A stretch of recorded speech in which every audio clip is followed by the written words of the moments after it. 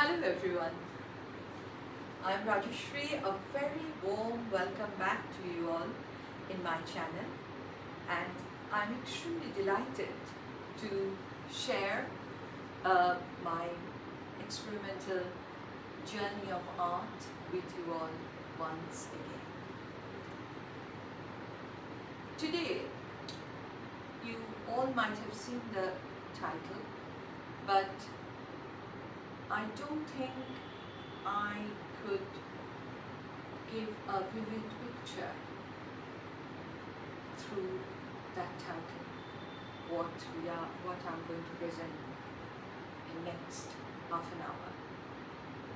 Because as I have mentioned, this journey is an experimental journey of art. Usually, I always say my journey is mainly about music.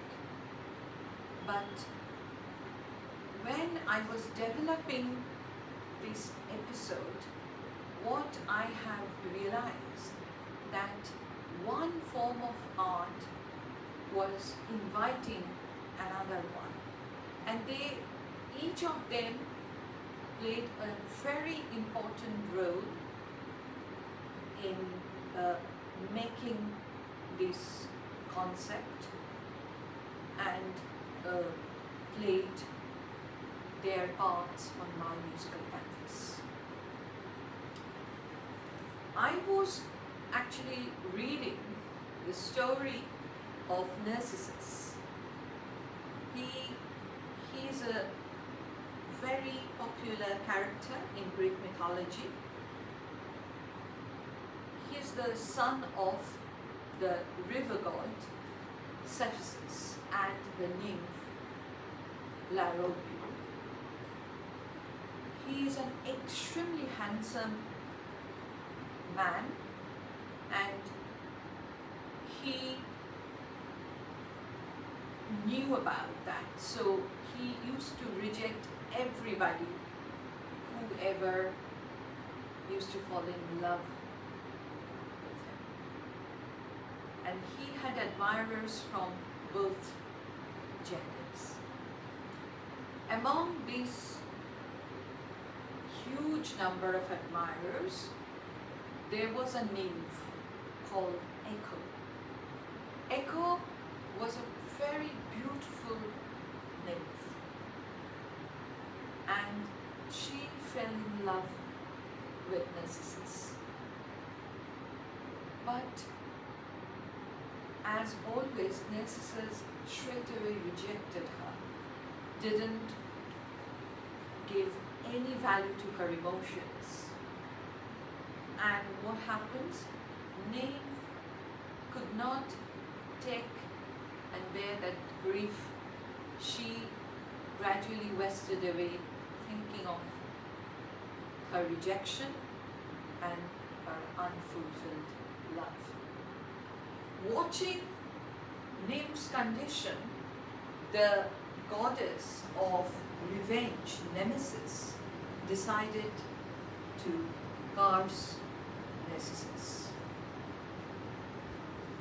And the curse was that Narcissus will one day fall in love with his own reflection, but obviously he won't be able to fulfill his desire, and he will end up in a tragic death. Exactly that happened in Narcissus' life. One day he went to the forest for hunting. He was very thirsty. He found a pool of water. He bent down and he saw his own reflection. And as soon as he saw that handsome man, he fell in love with him. He was trying to embrace him, but every time he was trying to do so, that reflection turned into ripples. He was frustrated, he was immersed in grief, he stopped eating, drinking, and gradually he perished. But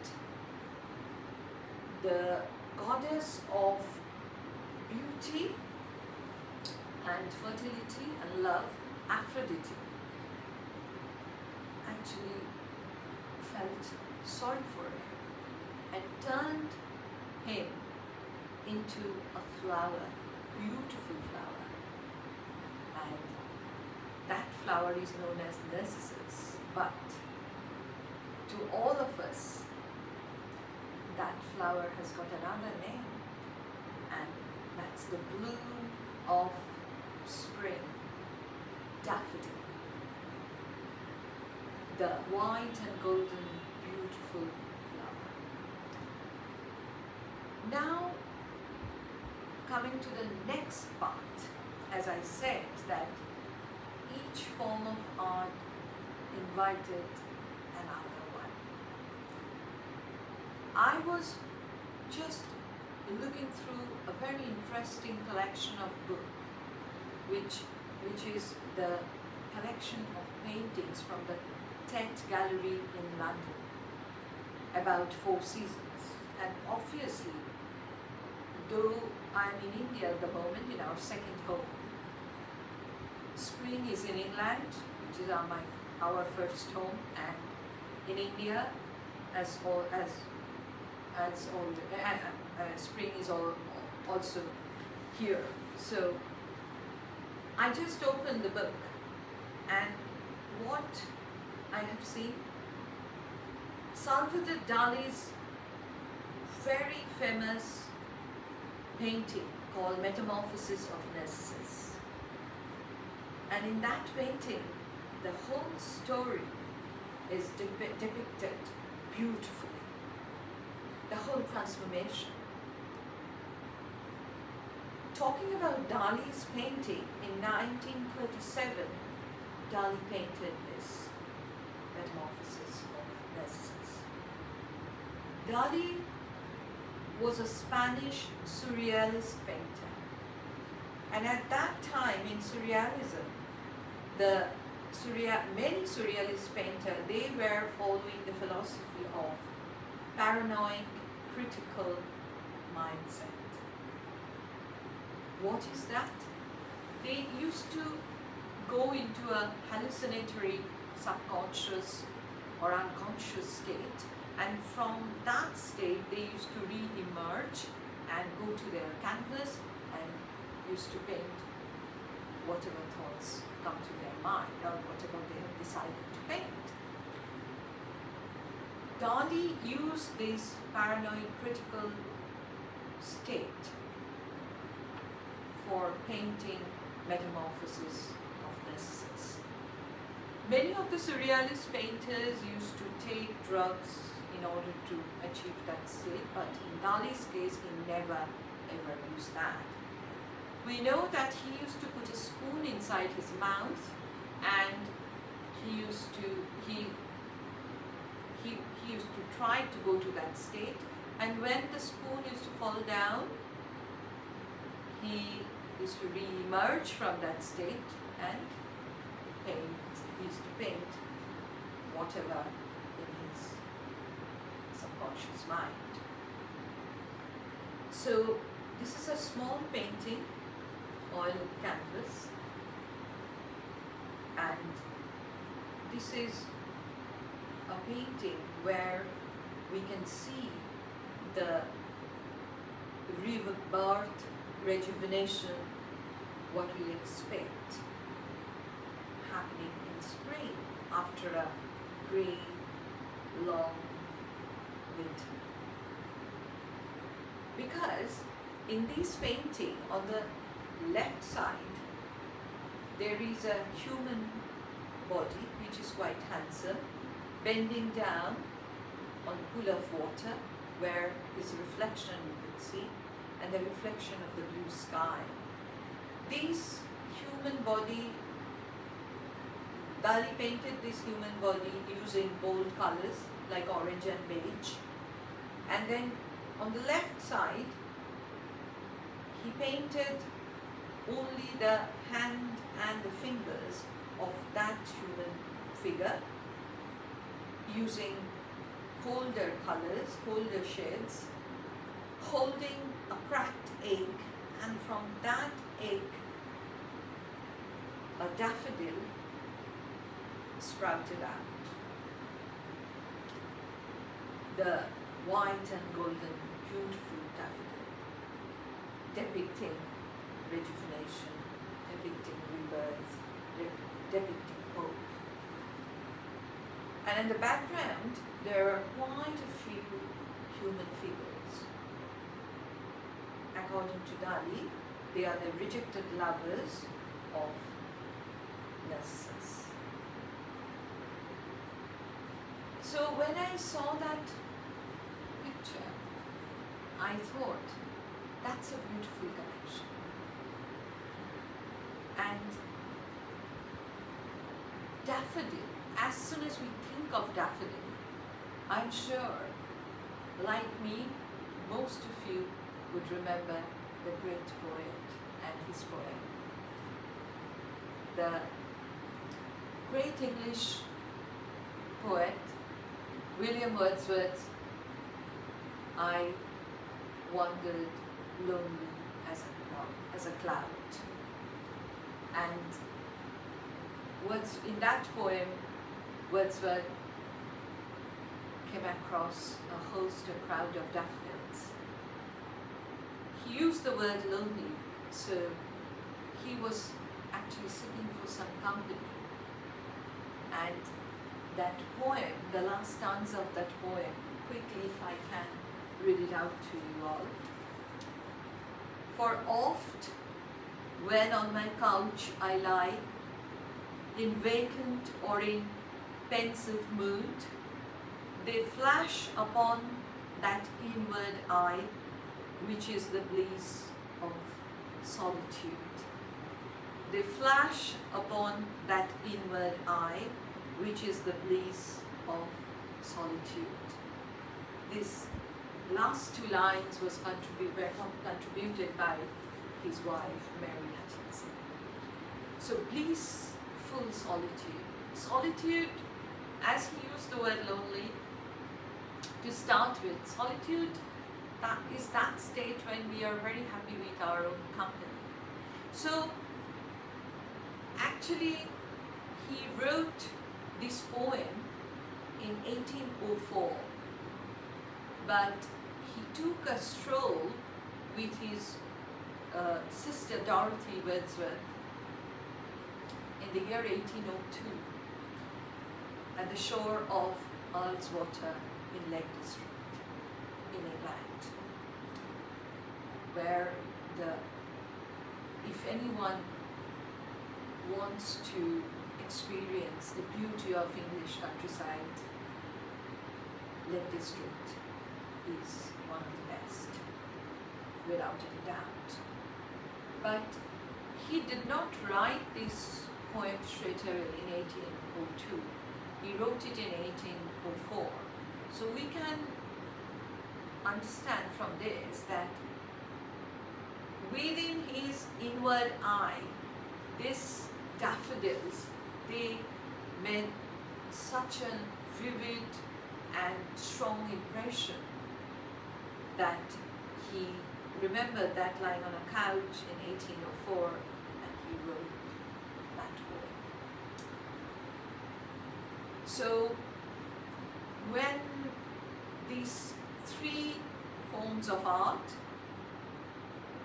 Greek literature, Dali's painting, Wordsworth's poetry, they invited each other, and I was trying to compose my little piece of music. I had to go to none other than Antonio Vivaldi, the Italian Baroque composer. Vivaldi's famous composition, Four Seasons, in which spring is the main theme. And I'm not a good pianist, but I have tried to play that part, that spring bit. Though it was not composed for piano, it was composed for violin. But I incorporated Vivaldi's Spring when I wanted to express metamorphosis of Narcissus, the Dali's painting, the rebirth, rejuvenation. And the musical piece which I'm going to play for all of you, it started with the footsteps of Narcissus, the hunter, the bold and confident, rather overconfident footsteps in the forest. And the musical composition ended with the footsteps of William Wordsworth, taking a stroll, gentle stroll in the beautiful surroundings of the lakes, and meeting a crowd in his own language, the crowd or a host of daffodils. They were dancing in the breeze of Earlswater, and that mesmerized him. So the footsteps, there is a contrast. The footsteps of Narcissus and footsteps of William Wordsworth. I must say it was a really challenging attempt. I don't know whether anybody has attempted something like that in the past. I'll be quite surprised, but as always I want to do something unique. I have decided to go ahead and do it. But I wouldn't have been able to complete this project without the help of my wonderful piano teacher, as always. I rather call him a very knowledgeable and competent composer, presenter, Mr. James Willingham. So together we made this episode, and the musical part, obviously James helped me immensely, and obviously, as I said, that in this particular episode, each of the form of art, they all are very, very important. So I will go ahead and play it. I hope you all will enjoy it. It's not that the path which I've taken to create it was very easy all the time, so I can't say I've enjoyed it thoroughly, but obviously I felt very good bringing all those forms of art and intermingling them together, and then came up with something which is a little bit different and unique in its own way. So I'll go ahead and play it, and obviously this huge instrument with its 88 keys helped me a lot. So she played a big part as well. Let us enjoy the music together. Thank you very much for listening.